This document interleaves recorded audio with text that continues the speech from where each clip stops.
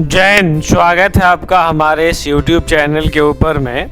आज से पहले भी आपने HTML की क्लास हमारे YouTube चैनल से की है, जिसके अंदर हमने आपको HTML का बेसिक्स प्लस में HTML के अंदर में फॉर्म्स कैसे बनाए जाते हैं, टैग्स कैसे लिखे जाते हैं, और आज मैं उससे आगे की क्लास लेने वाला हूं। तो आज की क्लास हमारी बहुत महत्वपूर्ण है और हम आशा करते हैं कि आपने जितने भी पिछले चैप्टर्स में पढ़े हैं उन सभी का प्रैक्टिकल आपने कर लिया होगा, और आपको जो भी कंफ्यूजन है आप एक बार हमें कमेंट आउट कर दीजिए, हम लोग उसको देख लेंगे और फिर आपको रिप्लाई कर देंगे।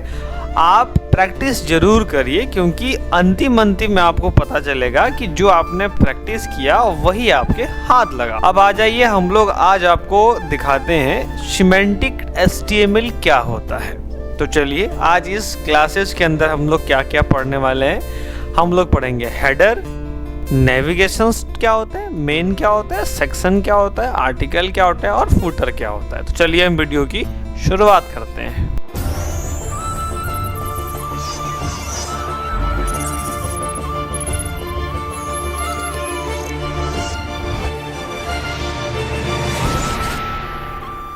तो चलिए आ गए आप स्क्रीन पर और मैं आपको दिखाता हूं। आज हमारा लेसन 8 है, जिसमें हम लोग सिमेंटिक HTML की बात करेंगे, जिसमें SCO जो है वो क्या होता है, स्क्रीन रीडर क्या होता है। पहली बात की कुछ अगर टैग की बात करें तो आपका पहला टैग जो है वो हेडर है। हेडर मतलब क्या होता है, तो जो हमारे पेज के टॉप में होते हैं। जैसे मैं अगर आपको, जैसा कि आप देख पा रहे हैं, हमारी एक वेबसाइट है और जब हम अपनी वेबसाइट को ऊपर लेके जा रहे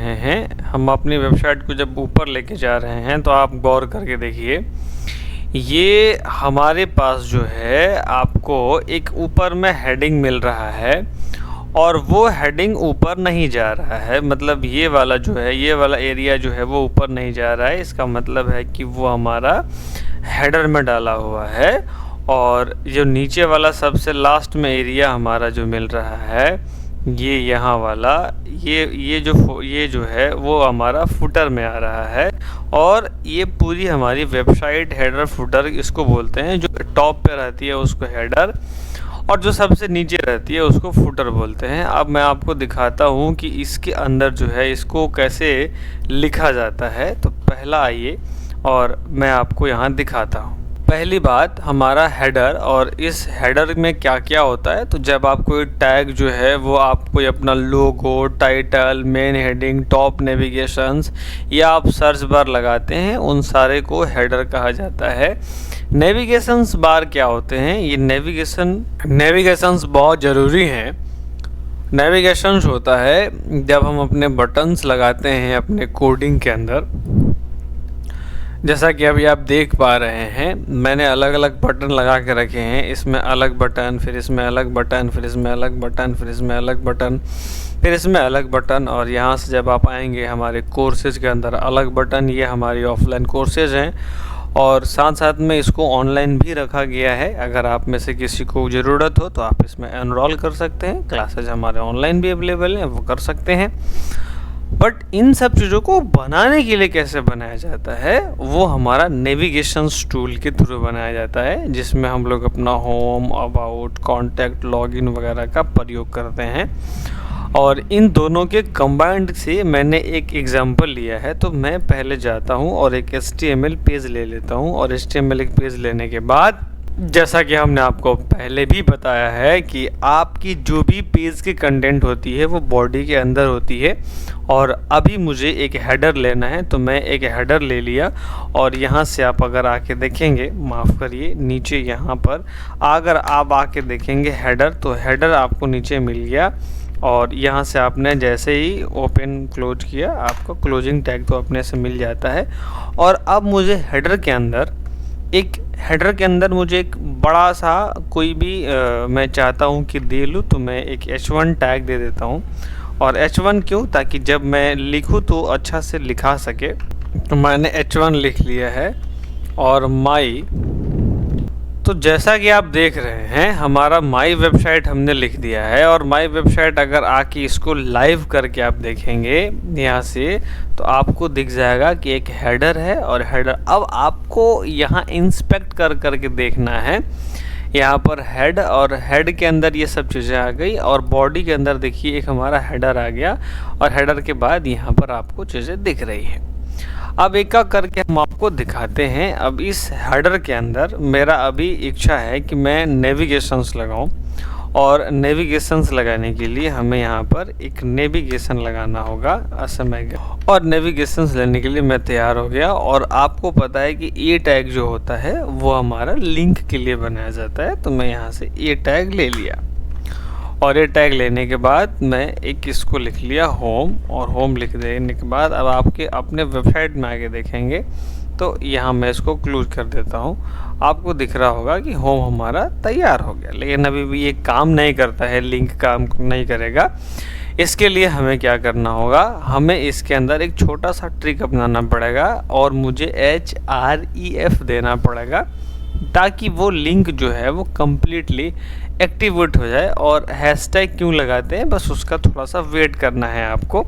HREF में लगाया और यहाँ से हैशटैग में दे दिया, और अब अगर आप गौर से देखेंगे तो ये लिंक हमारा मतलब ये काम नहीं करेगा अभी, लेकिन ये देख रहे हैं ब्लू हो चुका है। अगर मैं अभी चाहूँ तो इसको अच्छे से लिख दूँ तो ये काम मेरा करने भी लगेगा, लेकिन मैं अभी जानबूझ के इसको डिसेबल बना के रखा हूँ, और अभी मैं इसको ओपन करने वाला भी नहीं हूँ। आपको दिखाने के लिए हम 2 टैग और ले लेते हैं, और एक टैग हमारा, तो अभी आप देख रहे हैं होम, अबाउट और कॉन्टैक्ट अस हमारा चल रहा है। बीच बीच में हम एक ऐसे लाइन दे देते हैं। और अब आप सोच रहे होंगे कि क्या ये प्रॉब्लम करेगा, तो ये प्रॉब्लम नहीं करेगा, ये आराम से आपको यहाँ बीच में लगा हुआ रहेगा, कोई दिक्कत नहीं करेगा ये। अब आप यहाँ पर देख भी पा रहे होंगे ये हमने हेडिंग दे दिया। अब मैं चाहूँगा तो इसको फिक्स कर लूँगा, लेकिन अभी मुझे इसकी ज़रूरत नहीं पड़ेगी क्योंकि मेरे पास छोटा कंटेंट है। अगला हमारा टर्म है नेविगेशंस। किसके लिए उपयोग हो गया, जब बटन के लिए, और हेडर तो आप समझ गए हेडर के लिए उपयोग हो गया। मेन टैग में क्या होता है, मेन टैग में जितना भी हमारा प्राइमरी कंटेंट होता है या जो कंटेंट होता है सारे के सारे हम लोग जो हैं वो मेन कंटेंट में लिखते हैं। ये आपका एक जो है पार्टिकुलर पेज के ऊपर में यूनिक कंटेंट मिलता है। It is usually include repeated layout, जैसे आप header, footer, side, navigations, content, मतलब किसी के लिए भी प्रयोग किया जा सकता है, लेकिन आपको जनरली इसका उपयोग जो होता है वो मेन कंटेंट के लिए उपयोग होता है। तो मैं एक एग्जांपल्स लेने से पहले आपको 1-2 टैग और बता दूं, जिसमें ये टैग है मेरा सेक्शन टैग। और सेक्शन टैग में क्या होता है कि यह एक ऐसा कंटेंट रखने की ग्रुप है जिसमें आप कोई भी लॉजिकल ब्लॉक्स लिख सकते हैं, जैसे अबाउट हो गया, सर्विस हो गया, कोई फीचर हो गया, और ये लिख तो देंगे, और लिखेंगे तो ये बिल्कुल एक अलग सेक्शन में आएगा। और अलग सेक्शन का मतलब है कि पुराने वाले जो प्रीवियस हैं उससे डिस्टर्ब भी नहीं करता है। Each selection should ideally have it own heading, मतलब इसका एक अपना हेडिंग हो सकता है, और ये पेज क्लियर रहेगा और इजी टू अंडरस्टैंड समझने में। आर्टिकल जब आपको किसी के बारे में अच्छे से डिनोट करना हो, एक अच्छे स्टैंडर्ड में वेट कर इसको लिखना हो, तो आपको कोई ब्लॉग लिखना है या कोई न्यूज स्टोरी लिखना है या कोई फॉरम लिखना है, फॉरम इंटर लिखना है, आप आराम से इसका उपयोग करिए। अब मैं इसका एक एग्जांपल लिया हूँ जिसमें पहली बार में, अब हेडर तो यहाँ पर मेरा है ही, अब हेडर है तो मैं यहाँ पर गया और एक यहाँ पर मेन कंटेंट ले लिया, क्योंकि इस माफ़ करिए हेडर के तो बाहर मुझे लेना है, तो मैं यहाँ पर एक मेन कंटेंट ले लिया। मेन कंटेंट का मतलब ये हो गया कि मेरे जो पेज का मैं मेन के अंदर गया और मेन में मैंने एक हेडिंग ले लिया। अब मैं हेडिंग लिखूं या सीधे सीधे कॉपी पेस्ट करूं, बहुत फ़र्क नहीं पड़ेगा आपको। यहाँ पर आकर के गौर करिए, अब ये जो लेटेस्ट पोस्ट है ये हेडिंग हो गया और ये मेरा मेन कंटेंट हो गया। अब मेन कंटेंट में मैं जाऊंगा और एक जो है यहाँ पर पैराग्राफ ले लिया, और एक क्या, अगर मुझे जितना भी पैराग्राफ यहाँ पर ज़रूरत पड़ेगा मैं वहाँ पर लूँगा, चाहे वो एक पैराग्राफ हो या 2 पैराग्राफ हो। इससे जो है हमारी मेन कंटेंट होती है, इस बात का आपको विशेष ध्यान रखना होगा। अब क्योंकि पेज ज़्यादा बड़ा ना हो जाए इसलिए मैं इसको डिलीट कर देता हूँ, ताकि आपको अभी पर्पस क्या है कि समझा देना और उसके बाद आप पढ़ जाना आगे। इधर हमारे पास एक और टूल है और उसका नाम है आर्टिकल। जब भी आपको किसी चीज़ का लिखने ज़रूरत पड़े, कोई न्यूज़ हो, कोई समाचार हो, तो यहाँ पर आप आर्टिकल में आके लिख सकते हैं। आर्टिकल लगाना बेहद ही आसान है। जैसा कि मैंने अभी आर्टिकल लिखा और यहाँ S3 लगाया और यहाँ से लगाया, ये सब जान ही रहे हैं कि कोई मुश्किल चीज़ है नहीं। और यहाँ पर आप देखिए मैं थोड़ा छोटा कर लिया और ये हमारा कंटेंट टोटल प्रॉपर लिखा रहा है।